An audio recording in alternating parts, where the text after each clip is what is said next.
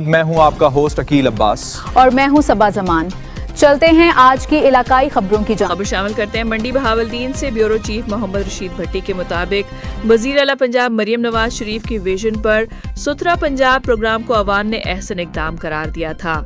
منڈی بہاولدین کا ٹھیکہ waste management authority Gujranwala کو دیا گیا، جنہوں نے انتہائی اقدامات کرتے ہوئے صفائی ستھرائی کے فرائض منصبی انجام دیے، لیکن اب ٹھیکہ منسوخ کرنے کے بعد حق باؤ کمپنی کو ذمہ داریاں سونپی گئیں، جو بری طرح فلاپ ہو گئے۔ شہر کے وسط میں گرلز ہائی اسکول، کالج، ریٹی بازار، میاں وحید الدین پارک کے سامنے کچرا کنڈی بنا دیا گیا اور ہر گلی کوچے میں کوڑا کرکٹ پھینکنے سے مختلف بیماریاں پیدا ہونے سے عوام میں شدید غم و غصہ پیدا ہوا ہے۔ منڈی بہاولدین میں مین سڑکوں کو ٹارگٹ کر کے ضلعی اور مقامی انتظامیہ کی آنکھوں میں دھول جھونک کر فوٹو سیشن کر کے پنجاب گورنمنٹ کو ماموں بنانے کی کوشش کی جا رہی ہے۔